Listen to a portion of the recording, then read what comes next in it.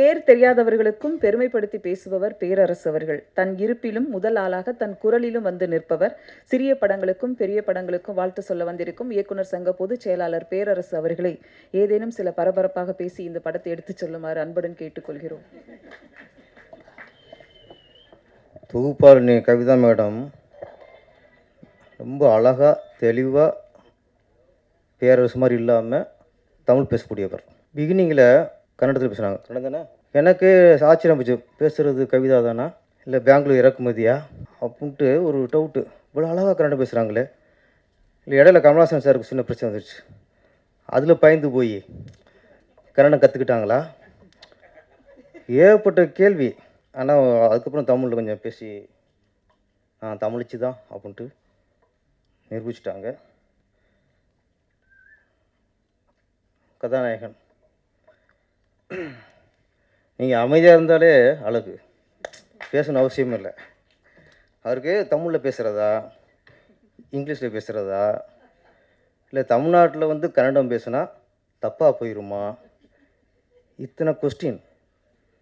தமிழர்கள் வந்து அப்படி இல்லை, நீங்கள் எதை பேசணும் ரசிப்போம். நாங்கள் கன்னடம் பேச ரசிப்போம், தெலுங்கு பேச ரசிப்போம், மலையாளம் பேச ரசிப்போம். எங்களுக்கு மொழியே பிரச்சனை இல்லை. தமிழர்கள் மாதிரி பெருந்தன்மையாலும் யாருமே இல்லைங்க. இங்கே திறமை தான் முக்கியம். எங்களுக்கு பிடிக்கணும், அவ்வளோதான். ரஜினி பிடிச்சி போச்சுன்னா நாங்கள் சூப்பர் ஸ்டாராக கொண்டாடிடுவோம். சரோஜதேவி பிடிச்சி போச்சுன்னா கன்னட க்ளீனாக பட்டம் வைப்போம். நாங்கள் வைப்போம், தைரியம் வைப்போம். கன்னட க்ளீன்ட்டு நீ கன்னட பைங்கில் அவர் தேவராஜை கட்ட வச்சுருக்காரு. அவங்களுடைய அந்த காலகட்டமில் நம்ம சிம்ரன் குஷ்புனா கட்ட சொல்லுவோம். பானுமதி சரோஜதேவினா அவர் என் பட்டம்லாம் கட்ட சொல்லுவார். என்னென்ன கன்னட பைங்கிலி. நீங்கள் அங்கேயே நாங்கள் எங்கள் தமிழ் பொண்ணை நடிக்க வைக்க அனுப்புகிறோம். நீங்கள் தமிழ் பைங்கிலி இங்கே பட்டம் வைப்பீங்களா? யாராவது? நாங்கள் வைப்போம்யா, வைப்போம் இல்லைண்ணே? ஆமாம், கன்னட கட்டழகி நாங்கள் நல்லா வைப்போம். சொல்கிறேன், நீங்கள் பயப்படக்கூடாது. ஹீரோ வந்து நீங்கள் கன்னடத்துலேயே பேசுகிறீங்க அழகா. பாருங்கள், நீங்கள் இங்கிலீஷ் பேசும்போது இங்கே யாரும் கைதட்டலை, ஆனால் கன்னடம் பேசும்போது அங்கே எல்லோரும் கைதட்டணும். அதான் தமிழர்கள். தமிழ் பெருமை சொல்லிட்டே போகலாம். எங்களுக்கு தெரிஞ்ச விஷயம் இது வரைக்கும் தமிழில் இருந்து தான் உலகத்தின் முதல் மொழி தமிழ் சொல்லிக் கொடுத்துட்டாங்க. எங்களுக்கு தமிழில் இருந்தால் தெலுங்கு போச்சு சொல்லிக் கொடுத்துட்டாங்க. தமிழில் இருந்தால் மலையாளம் உருவானதும் சொல்லிக் கொடுத்துட்டாங்க. தமிழில் இருந்தால் கன்னடம் உருவாச்சுன்னு சொல்லிக் கொடுத்துட்டாங்க. இதெல்லாம் வரலாறுன்னு நாங்கள் நம்புகிறோம். கன்னடம் வேறு தமிழ் வேறுனா ஓகே, எங்கள் ஆர்குமெண்ட் பண்ண மாட்டாங்க. நாங்கள் எங்கள் நம்பிக்கை சொல்கிறோம். கன்னடத்துக்கும் தமிழ் சம்மந்தம் இல்லை. யாரும் ஆர்குமெண்ட் பண்ணுறாங்களா? யாராவது? நீங்கள் அப்படி ஒரு நம்பிக்கை தான் நீங்கள் நம்பிக்கைங்க. எங்கள் நம்பிக்கை இப்படி. கடவுள் ஒருத்தன் இருக்கிறாங்கிறான், ஒருத்தர் கொஸ்டின் இல்லைங்குது, அது அவங்க நம்பிக்கை. இல்லைங்கிறது இருக்குங்கிறது இன்னொரு நம்பிக்கை. அது மாதிரி இங்கே தமிழ் மண்ணில் மொழிக்கும் கலைக்கும் சம்பந்தம் இல்லை. உங்களை வரவேற்கிறோம், வாழ்த்துக்கள். போதுமா கவிதா மேடம்? கண்டென்ட் போதுமா? அதுக்கு அவர் இருக்கார். நான் சொல்கிறேன், எனக்கு வந்து தமிழே சரியாக தெரியாது, ஒத்துக்கிறேன். ஆனால் எங்கள் தலைவர் இருக்கார்ல, இயக்குனர் தலைவர், தமிழோட கன்னடம் அழகாக பேசுவாங்க. உண்மையை நான் உங்களுக்கு சொல்கிறேன். உண்மை இல்லையா? நான் பார்த்துருக்கேன் பெங்களூரில். இங்கே நான் கன்னடம் பேசி பார்த்தது இல்லை. ஆமாம். அங்கே பெங்களூர் போயிட்டு ரூட்டு கேட்குறான். நான் எப்படா கேட்குறேன், அப்படியே கன்னட கவிதை மாதிரி வருது. அவன் டிரைவர் மேலாடுறான். அவரை விட இவன் நல்லா பேசுகிறார். கன்னடத்தில் பெங்களூரில் இருக்க டிரைவரை விட அவர் திருத்துறார், அப்படி பேசக்கூடாது அப்படிங்கிறாரு. என்னடா அது? அப்போ அந்தளவுக்கு கற்று வச்சுருக்காரு. ஏன்னா அவர் நினச்சிருக்காரு, இங்கேயும் இல்லை அங்கேயும் ஒரு எஜமான் எடுக்கணும், அங்கேயும் ஒரு சின்ன கொண்டு எடுக்கணும்னு நினச்சி கற்றுக்கிட்டாரு நினைக்கிறேன். நீங்கள் அப்புறம் தனியாக சொல்லுங்க. அங்கே நிறையா பேசுவார். இப்போ நான் சொன்னது அழகாக சுருக்கமாக திருக்குறமாக சொல்லிடுங்க. இப்போட்ட சொல்லிடுங்க. எல்லா கேமராவும் அங்கே பேன் பண்ணுங்க. சொல்லுங்கள். என்ன நான் பேசிக்கிட்டு பாரு பேசுங்க.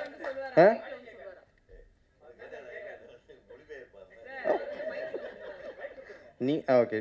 ஆ புரியுமா? சரி. இல்லை கன்னடக்காரர் தமிழ் நம்ம பேசினா புரியும், நம்ம பேசினா அவங்களுக்கு புரியாது, அது வேறு விஷயம். நம்ம எல்லா மொழியும் புரியும் அவங்களுக்கு, தெலுங்கு புரியும், மலையாளம் புரியும், கன்னடா புரியும், எல்லாம் புரியும். நம்ம பேசினா அவங்களுக்கு புரியாது, அதில் தான் மேட்ரு. சரி, இந்த இந்த படத்து கதைக்கு வருவான். கைமேரா அப்புறம் இல்லை இல்லை 4 பொண்ணு 3 பொண்ணு வரிசையாக உட்கார வச்சுட்டியே. அந்த பக்கம் நான் உட்காந்துட்டேன், என் மூச்சை பார்த்தாரு, எப்படி பேச்சு வரும்? அவ்வளோ. கைமேரா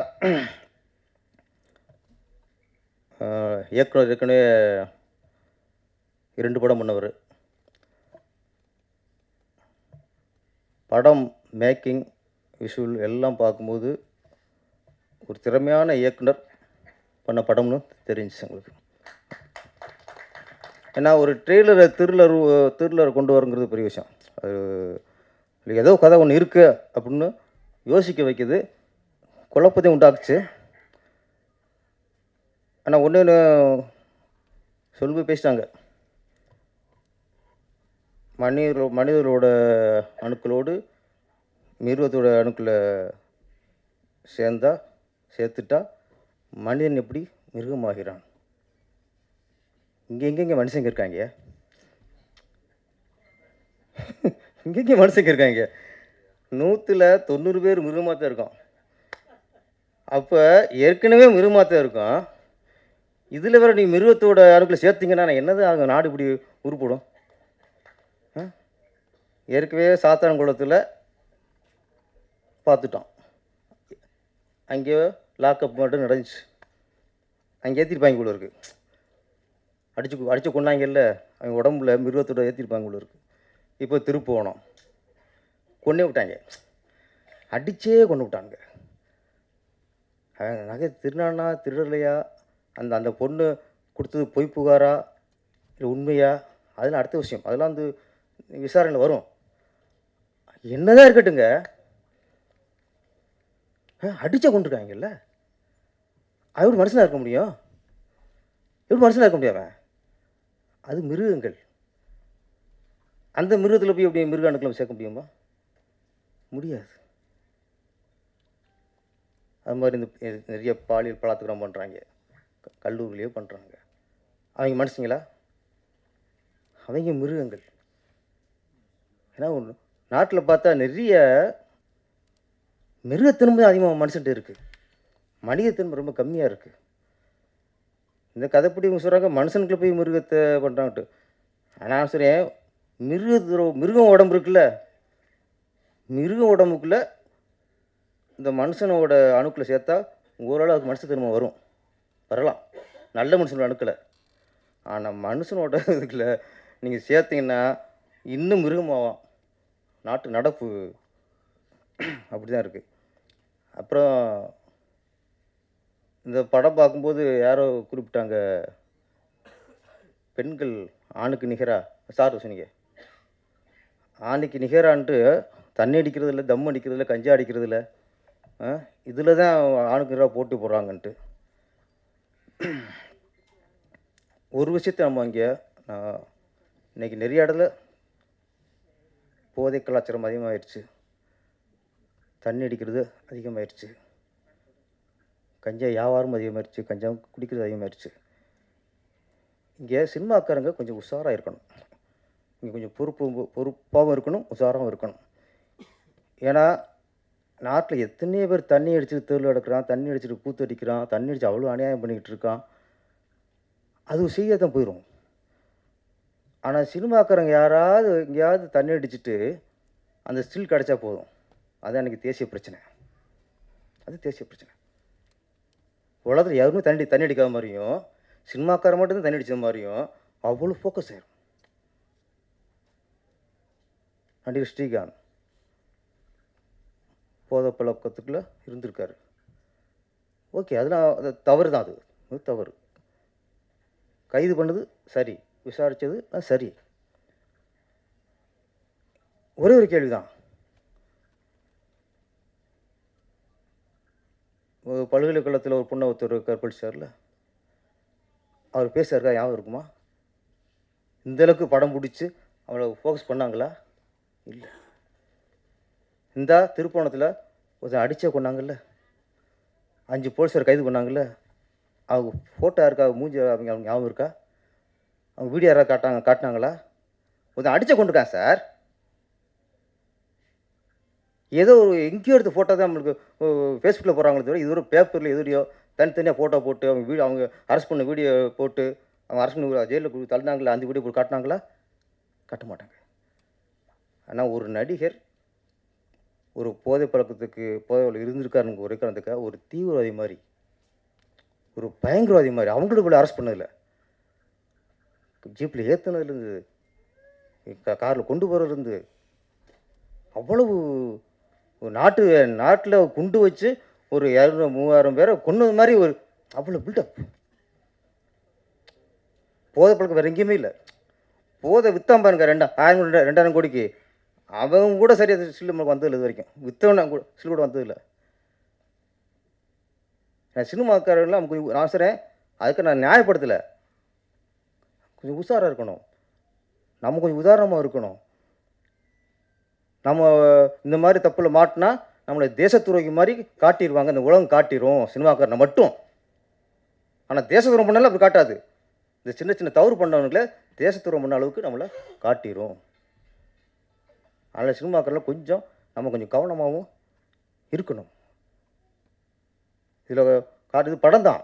இதில் பெண்கள் தண்ணி அடிக்கிறாங்க, தம் அடிக்கிறாங்க. இது கதாபாத்திரம் பார்த்துட்டு மறந்துடணும்.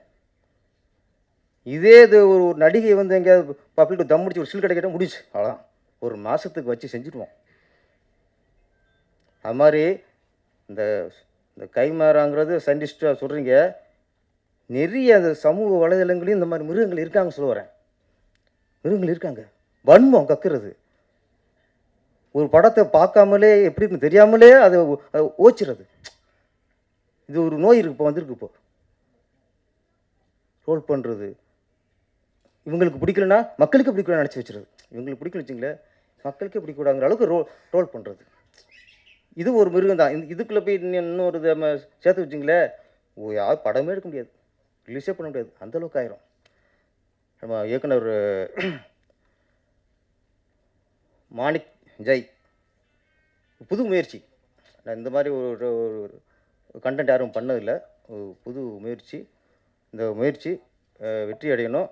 வெற்றி அடையணும்னா அதுக்காக நீங்கள் மனுஷனுக்கு போய் மிருகத்தோடு சேர்த்து வெற்றி அடிக்காது. என்ன, மனிதர்களுக்குள்ள நல்ல ஆத்மாக்களோட அணுக்களை சேர்ப்போம் கொஞ்சம். அந்த மாதிரி அடுத்து ஒரு படம் எடுங்க. நன்றி, வணக்கம்.